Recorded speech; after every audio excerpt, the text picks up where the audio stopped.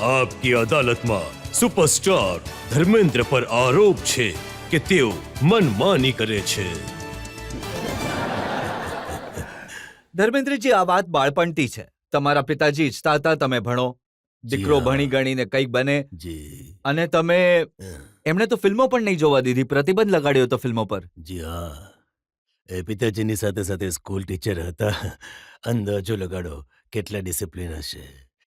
મને યાદ છે કે એકવાર હું નાનો હતો તો મન કર્યું કે એમની સાથે સૂઈ જઈને હું તો મમ્મીને કહ્યું કે મારે પિતાજી સાથે સૂવું છે. તો એને કહ્યું સોડાવું ને એને શું છે એને. તો હું ગયો, ચાદર ઉચકીને ગળે મળીને સૂવા લાગ્યો તો કહેવા લાગ્યા, ઘડિયા સંભળાવો દીકરા. હવે મેં વિચાર્યું હું સૂવા આવ્યો છું, હું ભણવા નથી આવ્યો. સંભળાવવા પડ્યા આવું. સારું ડિસિપ્લિન હતું એટલે જ તો હું પણ છું અહીંયા. આજે મારા મા બાપની જે સભ્યતા, જે સંસ્કારનું સંવર્ધન જે મને મળ્યું એને કારણે જ તો પહેલી ફિલ્મ કઈ જોઈ તમે જ્યારે પહેલી પ્રતિબંધ ફિલ્મ? હટ્યો ત્યારે? પહેલી ફિલ્મ મેં શહીદ જોઈ હતી. જ્યારે પિતાજી સ્કૂલથી બહાર નીકળ્યો તો એવું લાગ્યું કે મને આઝાદી મળી ગઈ છે. તો જોઈને હું જોતો જ રહી ગયો કે યાર આ છે શું છે આ વસ્તુ. દિલીપ કુમાર, કામિની કૌશલ. તો લાગ્યું એ કે હસીના, જમીલા, શહેઝાદા, એ અપ્સરાઓ ક્યાં રહે છે. મને લાગ્યું આ મારા છે. મને લાગ્યું મારા છે, મારે એમની પાસે જવું જોઈએ. આઈ એમ વન ઓફ ધેમ. તો કઈ એ રીતનું લાગ્યું. અને શું છે કે મારી ભક્તિમાં શક્તિ છે, નિસ્વાર્થ હતી. એ ગરમીથી પ્રભુ પીગળી ગયા છે જે મને તક મળી ગઈ. પણ મેં સાંભળ્યું કે જ્યારે તમે મુંબઈ આવ્યા હતા, પ્રોડ્યુસર્સ પાસે જતા હતા, તો એ કહેતા કે ભાઈ પહેલવાનજી જઈને કુસ્તી લડો, અહીંયા કેમ આવી ગયા? આ થયું છે એક પિક્ચરમાં. જો કે બંધની માટે સાઇન થઈ ગઈ હતી મારી, પણ બિમલદા અને ગુરુદત્ત આ લોકો આરામથી ફિલ્મો બનાવતા હતા. તો ફિલ્મો બનાવવામાં સમય લાગી જતો હતો. હંમેશાથી શહેરમાં હું એક મિડલ ક્લાસ ફેમિલીનો માણસ કેવી રીતે પોતાની જિંદગીની ગાડી તો ચલાવવી પડે છે. તો એટલામાં લવ ઇન શિમલા માટે મને બોલાવવામાં આવ્યો. તો મારો ટેસ્ટ થયા પછી કહેવા લાગ્યા કે યાર મને હોકી પ્લેયર નહીં, મને હીરો જોઈએ. તો મેં કહ્યું સારું જી, નહીં તો નસીબ. તો આ રીતનું ઘણું થયું છે, ચાલે છે. પણ સેલ્ફ રિસ્પેક્ટ બનાવીને રાખી. કામ માંગવામાં કોઈ વાંધો નથી. Work is worship. કામને પૂજા સમજી છે. પણ તમને ક્યારે લાગ્યું કે જો નહીં ચાલ્યા તો શું કરીશું?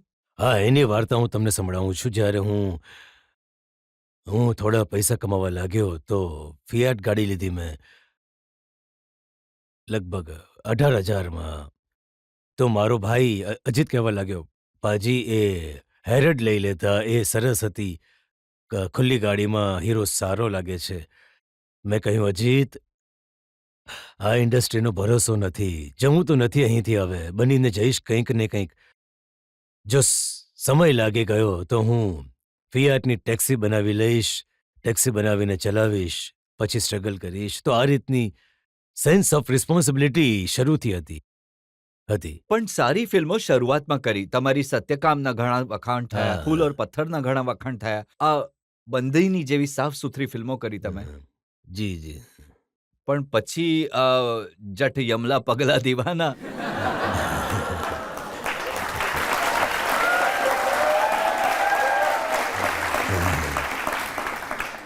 આ પણ એક ફન છે સાહેબ.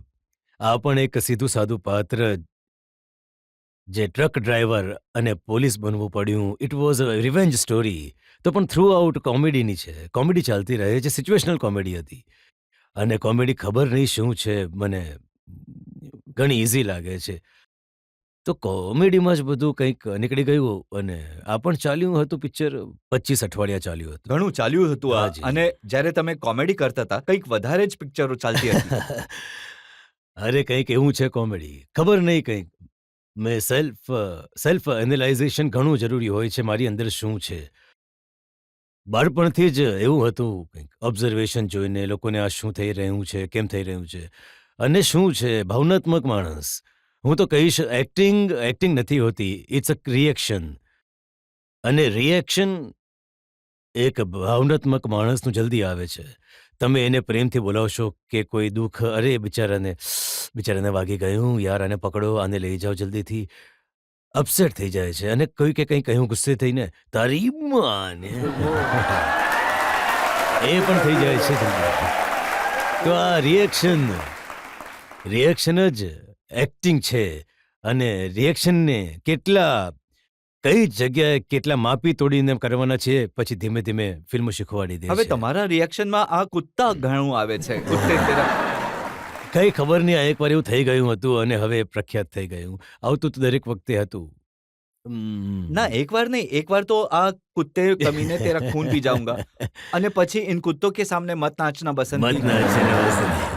જી હા, કંઈ ખબર નહીં. વિલન બિચારાને કૂતરો તો વફાદાર હોય છે. મેં તો કૂતરો કહ્યો. એમને કૂતરો કેમ કહ્યો? આ તો વફાદાર નહીં હતા. તો આજે ડાયલોગ છે, મેં સાંભળ્યું કે તમે પોતાની જાતે જ લખી દેતા આ કૂતરા વગેરે વાળા ડાયલોગ. નહીં કંઈ નહીં ડાયલોગ. અહીંયા ઘણી વાર અંદરથી when you are in the role તો અમુક વસ્તુ ઓટોમેટિકલી તમારી અંદરથી આવી જાય છે. તો હું એનો એવો લાભ લઈ લેતો હતો કે આ મારો સીન છે, આ મારા ડાયલોગ્સ છે, તો એમાં આગળ પાછળ કંઈ ને કંઈક રીતે દેતો હતો. તો કંઈક અમારું શું છે કે ઇન્ડસ્ટ્રીમાં દરેક એક્ટરને ક્યુ જોઈએ છે એન્ડમાં, યાર આ બોલજે તો મારો ડાયલોગ શરૂ કરીશ. તો એકવાર વિનોદ કહે છે, પાજી લાસ્ટ ક્યુ તો ઠીકથી આપી દો મને. તો ઘણીવાર ચાલી જતું હતું. હું મારા ડાયલોગ પછી મેં પોતાની જાતને સંભાળી કે નહીં યાર, લાસ્ટ વર્ડ કંઈ પણ થઈ જાય જ કરવા. એવા કયા એક બે ડાયલોગ જે તમે કહી શકો જે તમે લખ્યા હોય, તમારી મરજીથી બોલી દીધા હોય?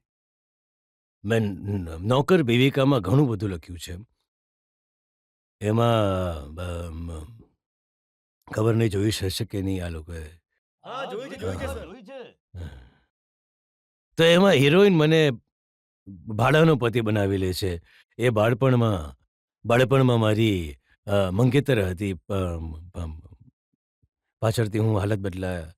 તો મેં કહ્યું કે હું આનો પતિ તો છું જ, સુવા દે જ બેડરૂમમાં. તો કહે છે નહીં અહીંયા નહીં, ચાલો અંદર. બાથરૂમમાં ધક્કો માર્યો, મને અંદર ગયો. તો મેં કહ્યું અરે યાર, આ બાથરૂમમાં તો આપણે બાળપણમાં લૂડો રમતા હતા ને, ડાયસ હોય છે. તો હું ડબિંગમાં પણ ઠીકઠાક કરી લઉં છું ઘણી વખત. તો મારું મોઢું અહીંયા હતું. તો મેં કહ્યું જોઉં શું રહી છે આ. તો હું જ્યારે અહીંયા ફર્યો હતો, મેં કહ્યું આટલું મોટું લૂડો રમવાવાળું ક્યાંથી આવી ગઈ. તો એમાં લોકોને એટલું હસવું આવ્યું. એ લેડીઝને જોયા, દે વર લાફિંગ. લૂડો તો આ રીતે જે એક્ટિંગ. શોલેના મોસી વાળા ડાયલોગ એ પણ મેં સાંભળ્યું તમે લખ્યા હતા. નહીં, એમાં જી મેં લગાવ્યું હતું. અચ્છા. એમાં જી લગાડવાથી જો મને મોસીજી એને પણ ગાળો બોલી દે છે, એ બોડીએ ચક્કી પીસિંગ ધીસ એન્ડ ધેટ. તો એના પછી એણે કહ્યું કે ઉતરી જા, મંજૂર છે, આવી જા. આયા મોસી, જી આવી રહ્યો છું. તો જી લગાડવાથી હજી વધારે સારું લાગે. એ આવી જાય છે ઓટોમેટિકલી. આ કુદરતની દેન છે કે હું જે ફ્લોમાં ઘરે પણ અમે હોઈએ છીએ. તો માને પ્લીઝ બીજી 4 આના આપી દેનો, ફિલ્મ જોવા જવું છે. તો જી લગાડીને જરા થોડું થઈ જાય છે. પણ તમે એક્ટિંગ પોતાની મરજીથી કરો છો, ડાયલોગ તમારી મરજીથી બોલો છો, તો તમારી ફિલ્મમાં ડાયરેક્ટરનો કોઈ રોલ હોય છે કે નથી હોતો? ડાયરેક્ટર કરે છે બધું જ. જ્યાં સારા ડાયલોગ મળ્યા હતા ત્યાં મહેનત કરવી જ પડતી હતી. જેમ કે ઋષિદા હતા, દુલાલ ગુલા હતા, જે બીજા ઘણા સારા ડાયરેક્ટર મળ્યા. કેપ્ટન ડાયરેક્ટર જ હોય છે. તો બાકી સ્ક્રિપ્ટ સારી હોય, રસ્તો સારો હોય ચાલવા માટે, તો મુશ્કેલી નથી આવતી. પછી એમાં અમે ડ્રિવલ કરીએ છીએ કે કેવી રીતે લઈને જઈને બોલીએ, કેવી રીતે ગોલ કરવાનો છે. જો રસ્તો જ સારો નથી, પીચ સારી નથી, તો તમે કેટલા પણ શોટ મારતા રહો, કંઈ વાત બનવાની નથી. ના, તમારા એવું માટે તો રસ્તો કેવો પણ હોય, જ્યારે તમે ડાન્સ કરવા લાગો છો તો દુનિયા એના પર તાળીઓ વગાડે છે અને તમારા અલગ અંદાજમાં. હું પોતાની રીતે નાચ્યો છું, પણ જે સ્ટેપ હું પોતે કરી જાઉં છું ને, જો મને ડાયરેક્ટર કહે કે આને ફરીથી કરી લો, તો એ રિપીટ નથી થઈ શકતું.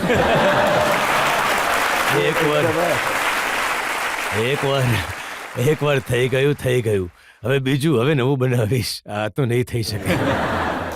તો આજે જટી અમલા પગલા જેની આપણે હમણાં જોઈ રહ્યા હતા ક્લિપિંગ, તમે જાતે જ બધું કરી દીધું? અમારા ડિરેક્ટર હતા ગોપીકિશનજી, ડાન્સના કોરિયોગ્રાફર. તો એ આવ્યા, ધરમ અને આમ કરીને 1 2 3 4 આ સ્ટેપ લેવાના છે. મેં કહ્યું કે આ સ્ટેપમાં જો હું 2 સ્ટેપ વધારે લઈ લઉં તો શું છે, જલ્દી ખતમ કરીશ. તો શરૂમાં એ રિધમ જ એવી હતી, રિધમ આવી ગઈ હતી.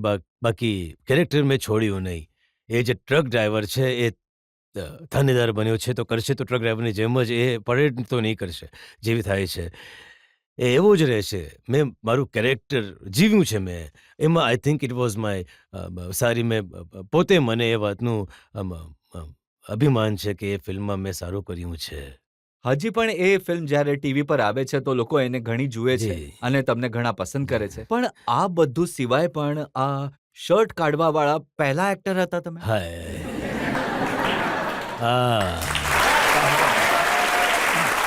હા એમનું વરદાન અને મા બાપનો અહેસાન એમણે જે આપ્યું છે શરીર. સાચે જ હું મહેનતી હતો. ખેતરોમાં કામ કરવું, સાયકલ ચલાવવી, 50 મીલ આવવું જવું, ઘણું એનાથી થાઈઝ મારા સ્ટ્રોંગ થઈ ગયા હતા. તો એકવાર મને સલમાને કહ્યું, પાજી આવા થાઈઝ કેવી રીતે બનશે? મેં કહ્યું, આ તો બની ગયા છે બેટા, હવે તો કદાચ આવા કદાચ નહીં બને. ધરમવીરમાં મેં કર્યું હતું તો એમાં એક ડ્રેસ કંઈક એવું તો, આ બધું બાળપણમાં જિંદગી પસાર થઈ છે. આપણે લોકો કહીએ છીએ ને કે મિડલ ક્લાસ કે લોઅર મિડલ ક્લાસ કંઈ નથી હોતું, બધા ગરીબ જ હોય છે. તો હું અહીંયા कि गुर्बत नाम की नंगी तलवार पर चलकर मेरी ज़िंदगी ने तवाज़ुन सीखा है.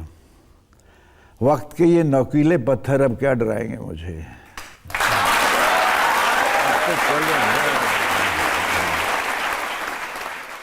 પણ આજકાલ સલમાન ખાન પોતાનું શર્ટ ઉતારે છે.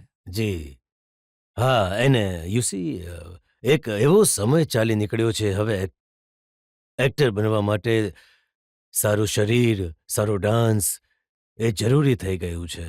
અમારે સમયે તો નાચવાને કહેતા હતા, યાર આ નાચવાનું, આ નચનિયા બની ગયા શું. પુરુષો તો નચાવે છે, નાચતા નથી. તો એટલે શીખ્યો નહીં ડાન્સ તો.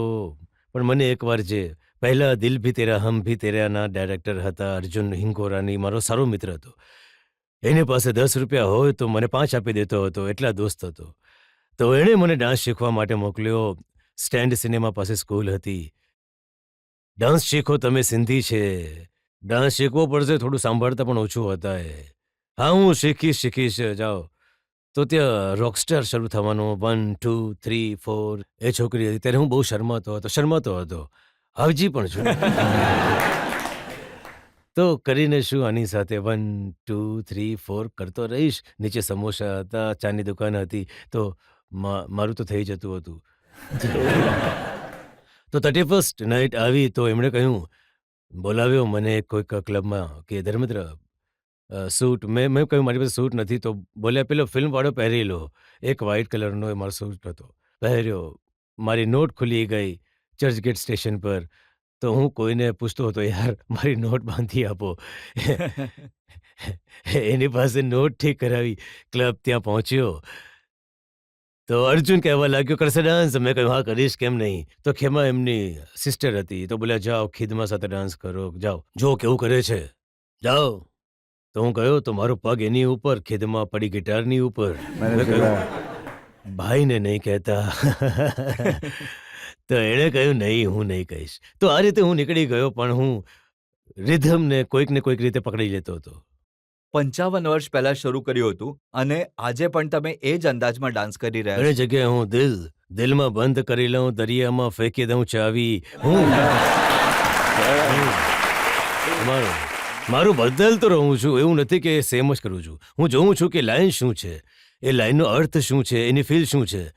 તો અહીંયા હું શું કરી શકું છું, તો હું બદલતો રહું છું, એવું નથી. હવે જે જો રફતા ત્યાં કેવું રફતા કર્યું છે, આ દેખો આંખ મેરી લડી, આંખ આ મેરી લડી મેં કેવું કર્યું. और आंख जिससे लड़ी है वो पास मेरे खड़ी આ है. એમાં મેં એમને કહ્યું હતું કે હું ક્રાઉડમાં ડાન્સ નહીં કરીશ. તો એમણે ક્રેન લગાડી દીધી. ઉપર હું અને રેખા, તો નીચે બધા. તો સારું ગીત, ઘણું સારું ગીત થયું હતું એ. એમાં મરાઠીમાં હતું કંઈક, અગયે ઝવડીએ લાઝુ નકો. એ બધું કરું છું હું ફીલ કરી લઉં છું, પછી મારા અંગ પંખ બધું જાતે ચાલે મજા આવે છે. છે તમને? મજા આવે છે મને. ધર્મેન્દ્રને પ્રેમ તો કરે જ છે બધા. અને હવે ખોટું તો નહીં કહી શકે. તો સારું થઈ ગયું, સારું લાગ્યું મને. I am really grateful to this. They love me so much, they respect me. I love them a lot. જે અહીંયા લોકો બેઠા છે એમની તાળીઓથી ખબર પડે છે કેટલો પ્રેમ લોકો તમને કરે છે.